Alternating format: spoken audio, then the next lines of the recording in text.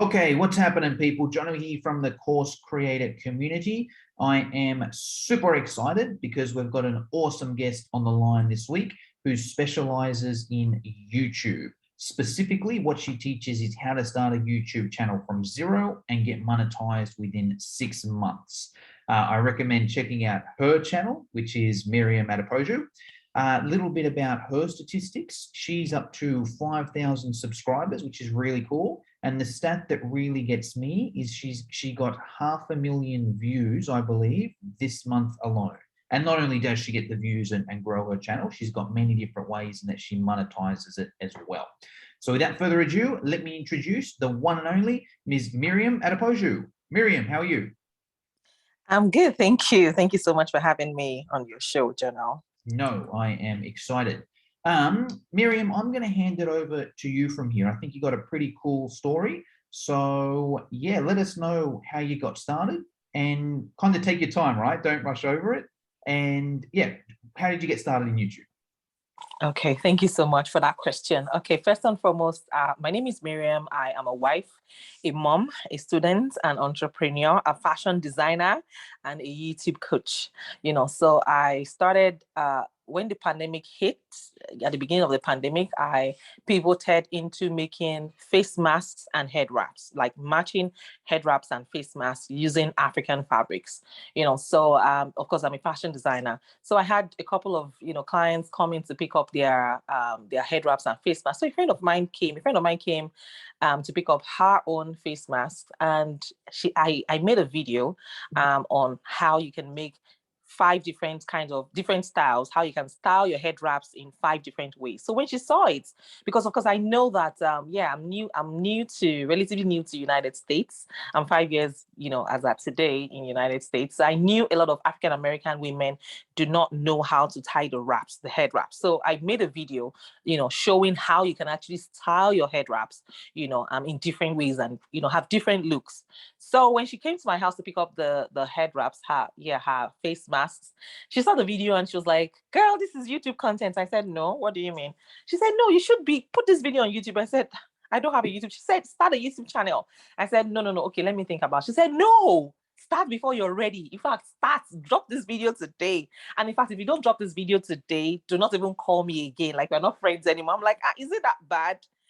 So I had to drop that video that day. I was pushed. I was motivated to start it that day. And then that was how I started my YouTube channel, and I never looked back. Awesome. Okay, we'll dive a bit deeper into that. Actually, a couple of questions of that. So that video you created, that was just on your phone and you would just text it to your customers. Is that what you did before YouTube? Yes. Okay, cool. And then run me through that. Then how did you start the channel? What did you put up there? What was the next step from there? Okay. So when I started my channel, because she didn't even give me time to think, because I'm like, let me take time to think about the niche that I'll be comfortable in, but she was like, "No, go ahead and just drop this video." So when I dropped that video, because I knew it wasn't just going to be what's it called? Sorry, I need to mute my mic. Join button right next to the subscribe. Sorry. Okay, so I knew I didn't want my channel to be like a fashion channel. Like, ultimately, I knew I was good with motivating people. I think when it comes to helping people become a better version of themselves, that's where you would find me easily. I'm really, really good at coaching people, helping them to, know that they can develop their self-confidence and what have you. So that was when I started my channel. And when I started that channel, my very next video was on how to start a small business during the pandemic. So I knew, yes, that was where my strength lies. So from there, you were selling face masks in the pandemic, right? Yes, I was. That is a good business idea, I got to say. Yes, absolutely. Sorry, yeah. Continue.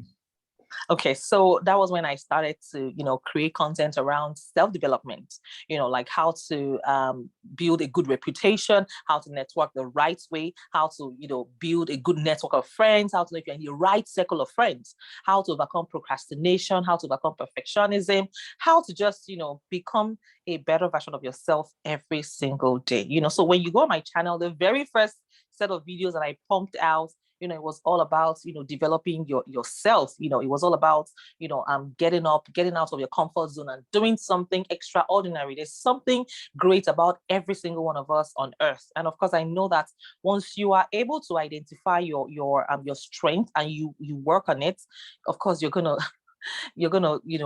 explode like real big. You're going to be able to maximize your potentials to the fullest capacity. And for me, I don't take a no for an answer, and I do not know how to give up. Giving up is not in my dictionary. So I help people discover that inner talent in them and become the best, not just a better version of themselves, but of course the best version of themselves. Love it. Okay. And then the YouTube channel. So you're posting these videos. How did it grow? Like, how are you getting 500,000 people watching a month? It's a pretty big number. So I'm curious, Miriam, like, how did it grow? What did you do? Was it specific strategies? Was it trial and error? What are your growing strategies? Maybe let's do this two ways, because I know now you coach other people. Maybe start with yourself. Like, what did you personally do to grow your channel? And then maybe give some tips as well on what you've seen that other people can do. Okay, awesome. So what I do is consistency is one thing you can't do without on YouTube. If you want to grow, you have to be intentional. You have to show up, because if you don't show up, other people would come with the same kind of content that you create, and your audience will have to follow those people. So you have to create a strategy that works for you. Don't just come today and disappear tomorrow. Make it sustainable. If you can sustain posting twice a week, that's okay. Stick to it. And ever since I started my channel, I have not missed a week, without posting content. Even when I was sick, I kept on, posting content. So there was something I did differently this month. Yes. So I got more than 500,000 views this month. I think I have about 600 and something thousand views at the moment. And it's still counting. Yes, I currently have 800,000 views on my channel, 800,000 plus views on my channel. So I would say that apart from being consistent, thumbnails is something that is very, very important. What's your thumbnail? Your thumbnail is the picture, the picture people get to see before they click on your video. And whether you like it or not, YouTube actually pushes out every content. So there's something called impression on YouTube. So you could have 1,000 impressions and maybe only 10% of them will click to watch that video. So your thumbnail is that factor, is that thing they see before they're able to click, on your thumbnail. And that's why I teach that in my masterclass, how to create thumbnails that get clicks, thumbnails that get views, on YouTube. Also, your click-through rate is very important. You have to make sure that you keep your audience watching your video, keep them glued to your channel. That's why you have to create valuable content at every single time. And you must also have there's something called a CTA, a call to action. You must always, if you don't do that, people just watch your video and they move on. They don't know they are supposed to subscribe to your channel or like your video, or leave a comment right after watching your video. So you have to let them know. But I have a special way of letting my audience react or do what I ask them to do in my call to action. And I have a different strategy. For people that watch me, if you haven't seen any of my videos, go check it out. You would find out that I use a different pattern. And yes, I'm ready to spill the tea here. So what I say is, when I start the video, of course, I introduce myself and I say, I want to know you. I want to meet you. Where are you watching from? That prompts you to say, oh, I'm watching from Australia. I'm watching from Canada. I'm watching from the United States. So that's a way to actually make people, leave a comment. Don't just say it the way everyone says it. Oh, like, share, subscribe. No, you say it, you say it jokingly, add some humor. That's where your personality actually comes in. They see you and they're like, oh, who's this bubbly personality? Somebody that is speaking on your channel, on your video for the very first time. Make it worth the while, because your click-through rate is very important. Now, when you have high click-through rates on that video, YouTube continues to show more people. That's where we have impressions. Remember, I mentioned that earlier. So it increases from maybe from 1,000 to 2,000. When more people are clicking, it goes over to like 100,000, 500,000, and what have you. Awesome. Okay, cool. There's some really good bits of information there. Let's break it down and go a bit deeper. So it sounds like number one is consistency. It's got to start there, right? Doesn't matter what hacks you do, how you game the algorithm. Key number one is consistency. Pick something you can do. If you can do once a week, great, you do once a week. If you can do twice a week, great, do twice a week. If you think 1 week you do 3, but the next week 0, it doesn't quite work. So number one's consistency. I love that. Thumbnail. Yeah, that's what gets me, because you type something in YouTube, there's hundreds of things that come up. It's usually me, the title and the thumbnail, but I guess they're kind of related. I might ask some tips there, Miriam. So you've mentioned that the thumbnail is so important.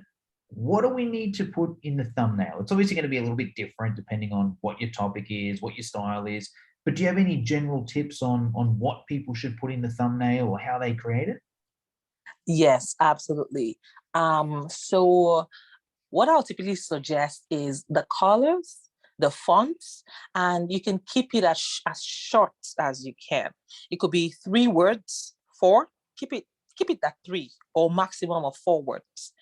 So whatever it is you want to you say or talk about, make sure that you just summarize it into 3 or 4 catchy words that are, clickable. And people would want to inquire what's going on in this video. I want to click and watch, this video. So yeah, those are some tips.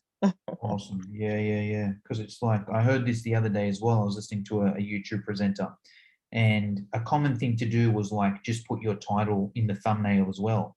But this YouTuber was saying, hey, it's not necessarily, a smart thing to do, because your title's in the title anyway, use that thumbnail to put some words that that intrigue people, and not even descriptive, because it's kind of, well, descriptive can help as well, but that's a bit in the title too. Like if you can add some intrigue in there, it helps with the click-through rate, kind of like emails. Now, colors and fonts, Miriam, are you saying, because there's kind of 2 ways I could interpret that. Are you saying that, is that like a branding thing? It's like your videos always have the same colors and fonts so people know it's Miriam's video, or do you vary it up to make it different? What are some tips on the colors and fonts there? Okay, 2 things. Yes, you can maintain a consistent, aesthetic look for your thumbnails, and you can switch. There are no rules when it comes to that. However, you need to also assess your thumbnail before you throw it out, and ask yourself, are you going to click on your video? If you find it on top, then on YouTube, check other channels that created the same video, the same kind of video that you're about to drop, and see the kind of thumbnails that they have. Then compare it with yours, because you have to improve for every video that you create on YouTube. You have to improve with every video. With the next one, the next one has to be better than this one, and the one after the next one has to be better than the previous one. So you want to check what they are doing, and then create something that you think is, of course, a lot more catchy than what you see your would I say your colleagues do on YouTube. So yeah, that's pretty much it. Okay, now another question with the thumbnails. The ones that I usually see is it's like the YouTuber, and they're kind of pointing to something or doing a funny face or something like that. Is that a go-to as well? Like if someone's watching this and they want to create a YouTube channel, is the thumbnail usually of themselves pointing, or can it be of other people? Can it be celebrities? Can it be generic photos? Does there not even need to be a person there? Any tips on that? Or what do you do? What do you do? And then B, any tips? Yes, that's a very valid question. Very good question. So expressions do well on your thumbnails. Yeah. So it could be like a smiley, super happy, very excited, or you're crying, you're sober, depending on your title, depending on the topic you want to talk about on your video, on YouTube. So those expressions actually go a long way. If your face is basic or your expression is just basic, it's not, you have to show some kind of emotion, whether it's sadness or happiness or whatever it is you're trying to project with that video, that your thumbnail has to, depict some kind, because those are the kind of thumbnails that actually gets clicks. What's going on here? Why is this person sad? What's happening? I want to find out. And then they click. But if it's basic, nobody wants to, nobody cares. Yeah. So yeah, that's a long way too. And it's just kind of natural in humanity, I think, like if you look at someone with an expressive face, like you just want to look at that person and be like, what are they doing? What are they thinking? Whether it's a movie, whether it's in real life, whether it's a thumbnail. So I think that's key. Now, follow-up question on that, Miriam. Is that just like, what if someone's not natural at that? If they're like, oh man, I'm not good on camera. not good at taking selfies. I can't do a good face. Is it just practice, or are you naturally good at it, or any tips there? I believe anyone can do it. Anyone can do it, really. You can just set your camera, put it on 3 seconds timer, create that face, that funny face, and you're done. You can create like 10, or more pictures and then pick one out of it. But I would say practice, keep practicing, practice, practice, practice. And before you know it, you're there already. Yeah. So. Well, I was speaking to an Instagrammer, and they were kind of telling me as well. So I was like, I hate taking selfies. And they're like, look, here's what you do, Jono. You just got to take like 100 of them. You're going to hate 90 of them, or you're going to hate 99 of them. But there's going to be one that's like, you know what? I don't look that bad in it. I look okay. All right, let me use that one there. Okay, cool. If I do this kind of face, it looks okay. Let me do that again and let me improve on that. So I think there's some good tips there. Then you covered, Miriam, you covered a couple of things. You mentioned how important it is to get the click-through rate, so people actually see it, because you can have your video up there. It can get impressions. So, people could type something in YouTube and, it comes up, but unless it's got a good thumbnail, they're not going to click it and no one watches it. But also YouTube then rewards you. It's kind of like, if people always click on your thing, well, YouTube want people to see the best video. And if people are always clicking on yours, they're going to think highly of it. They're going to put it higher up in the rankings, and it's going to get more and more view. Similar with watch time. It's kind of like, great, if you have a really intriguing thumbnail and headline, people click on the video. But then if the thing's boring and people click out of it, well, they're not going to see your content. And also YouTube will probably put it lower down. But if your video is good, well, then it's going to, and people watch it for longer, YouTube's going to push it higher up. So I love that there.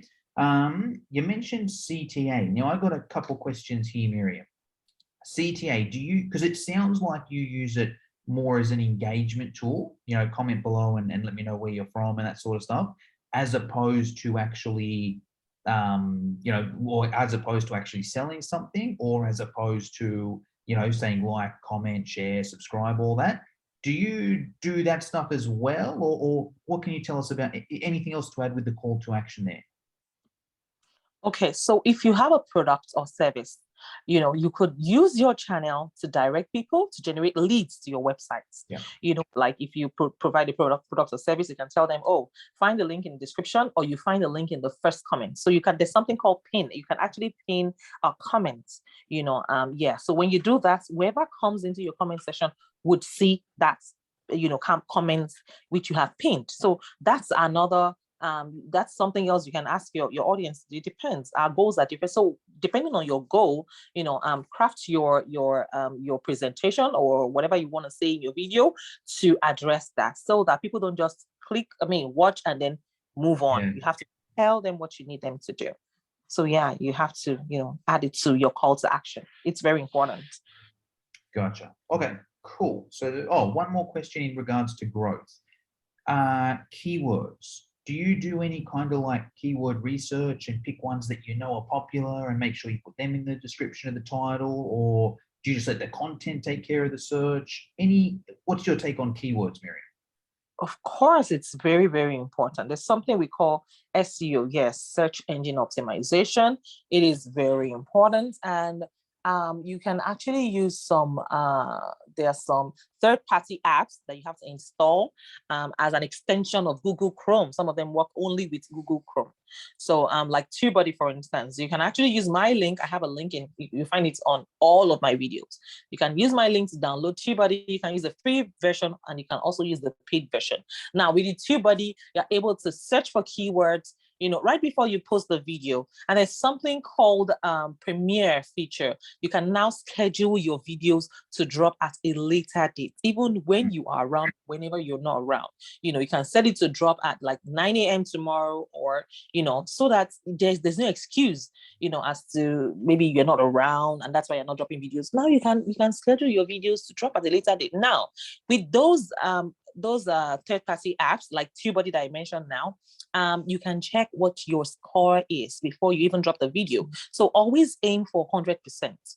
So if you're on 30, 40, 50, 60%, it's not good enough. So you keep on trying other keywords, and then keep inserting it in your title. Not your title, in your description and your tags. There's a tags section as well, and then keep checking the numbers. Once the numbers are going up, you're doing good, and then keep checking, keep trying and trying again. Keep trying other keywords, use that extension to check, if it's okay for you to then, leave the video to air live, to, be published live on YouTube. So yes, you can use those third-party apps. There's one called vidIQ and there's another one called TubeBuddy, but I'm used to TubeBuddy. Yeah. Yeah, I use TubeBuddy myself. So I'll just explain that to make sure everyone's aware and make sure I've got it. What you're essentially saying, Miriam, is you produce a video, you've got an idea of the keyword that you want to target. So when people type this word in YouTube, you want your video to come up, you type it in YouTube, in TubeBuddy. TubeBuddy will give you a score from 0 to 100, basically saying how likely you are to rank in that. And if you get like a 30 or 40, it's like, hey, you're probably not going to rank in this. If you get 100, there's a pretty good chance that your video will rank if someone types it in. Is that how that works? Yes, absolutely. Awesome. And then you're aiming for 100. And then when you get that tagline or that keyword chain that's got a score of 100, you make sure that you put it in the tag section and also in the description as well. Is there the tag sounds pretty easy, just add it as a tag. The description, do you put it there a few times? Do you put it there once? And do you put it in the headline as well? Or is it not necessarily in the headline?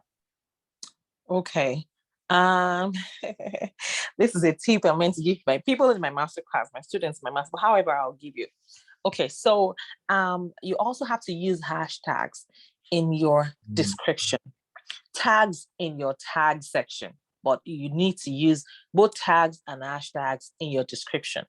Now, you can use up to 15 hashtags in your description. However, only 3 will appear on your title. I don't know if you've noticed that thing.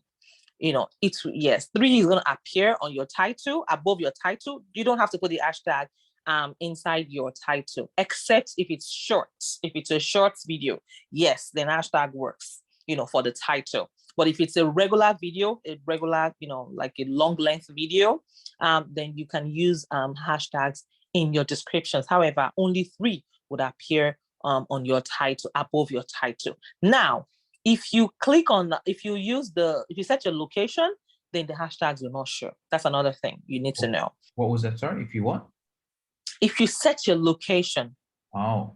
Yes. So at the back end, when you get to your YouTube studio, when you upload the video, you put in your titles, your description, and you keep scrolling up. You have, is this suitable for kids or not suitable for kids? You get to another section where it asks for location. So I could say, some videos, you watch some videos and it's telling you it's in Ontario, in Canada, so if you don't set the location, then your hashtags would feature instead. But if you set your location, your hashtag will not show. Gotcha.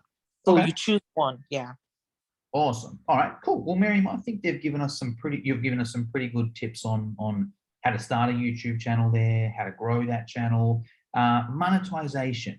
How do we make money from it? There's many different ways I'm guessing we can do that in YouTube, right? What sort of strategies do you use to monetize it? Okay. So when it comes to monetization, to get monetized on YouTube, to get considered for the YouTube Partner Program, YPP, that is making money from the AdSense. When people run ads, when they pay to advertise on your videos, there's something called, what's it called now? RPM and CPM. Now, CPM is the total amount that the advertisers pay to run their ads on your video, while RPM is what you get, which is 55% of the total. That's revenue per mil. That is for every 1,000 views.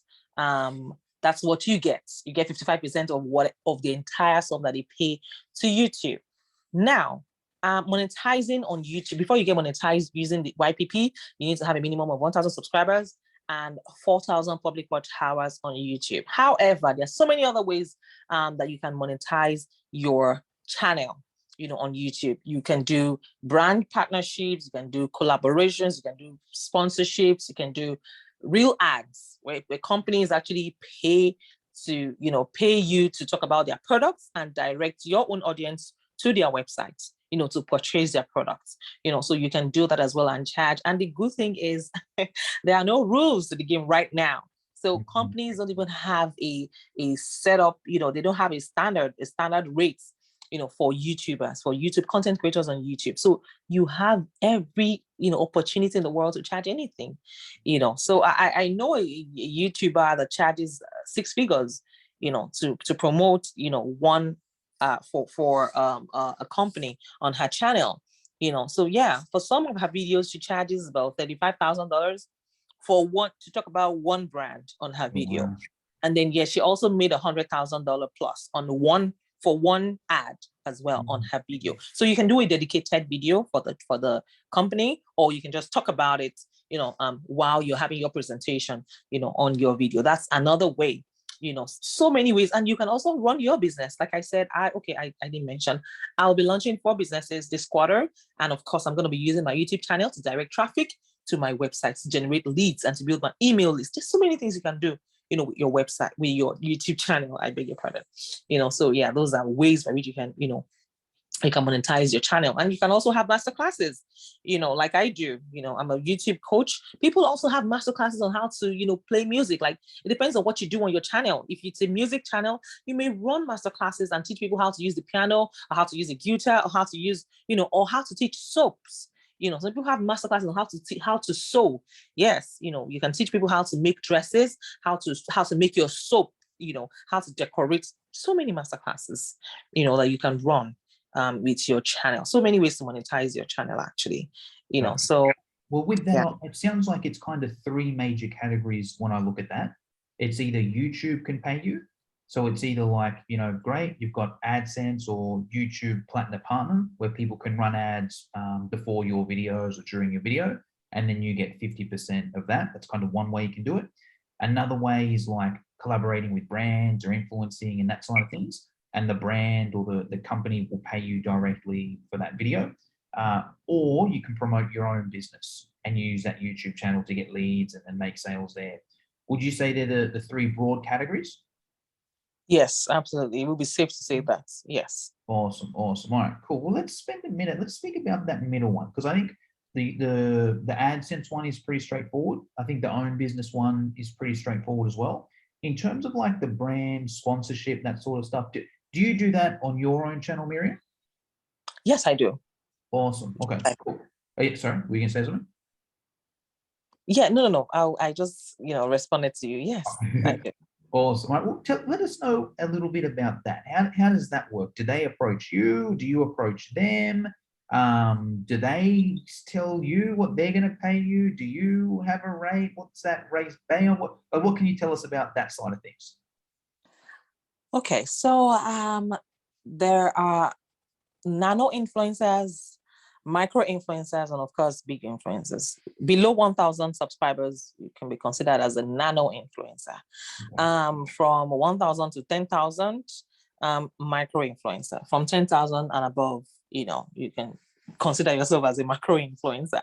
Yeah. So it depends, and then again, it depends on the content creator. It depends on the YouTuber. How do you price yourself? How do you sell yourself? What's your branding looking like? Is your channel all over the place? Do you have a theme? Are you well put together? It depends on how you present yourself. Do you have a media kit? There's something called media kits where you tell them, okay, this is how much I charge, for this post, this is how much I charge for, just itemize, what you do and how you offer your services, the kind of services that you offer, so at times companies will reach out to you and you have to reach out to some companies as well. Like, you don't know, I mean, if you're just starting out, you don't expect companies like Nike to reach out to you. Of course, they reach out to bigger influencers, companies like Apple, to reach out to you. So you might have to reach out to them, by yourself, and tell them, well, this is what I do. For me, I could easily, I've written to a couple of companies telling them, hey, I got over 500,000 views this month alone on YouTube. Of course, they know, and I send them a screenshot of my analytics, so they could see that, oh, okay, I think this person is, killing it in the game. So that's a way to sell yourself. So one other thing I would say is, whether you have 100 subscribers or even less. Yes, I've seen content creators, YouTubers with 25 subscribers getting brand deals and sponsorships. Now, some of them are not paid. You get the products for free, and then you only talk about the products, depending. So that could actually serve as a basis to actually, find your, get well grounded, because when they ask you, have you done any partnership before? Have you done any brand deal before? You could tell them, okay, I have experience. I was able to showcase this product, and this is the, the result. I was able to, divert traffic to their websites, and they say, okay, this is not the first time you're doing this. So yes, you can start that way. However, it doesn't still stop you from charging. Like I said, there's no standard rates that all companies comply with. So as the content creator on YouTube, you have that monopoly of power to charge anything, as you deem fit. For one, of course, I would remind them, hey, I've got a master's degree in business, and I could as well, do something else. I could be a project manager, maybe in Google. But of course, this is what I do because I have a passion for what I do, and this is what I'm charging. So, and if they're not willing to pay, that's okay. They can move on, and I move on. So yeah. Can I ask, and you feel free, you don't have to answer this, can I ask what you do charge for a brand deal? Can you say that, or feel free to say no? I can't mention that. Okay. Or what about, can you give us like maybe an indication? Like I know you mentioned there's no set rate in that, but just so someone can get, I guess, a bit of an idea, can you give us guidelines there? Or if someone's got, I don't know, 1,000 subscribers, is there like a range that someone would usually charge? Okay, so if you've got 1,000 subscribers and... Oh, actually, wait, let me go back and change it a bit.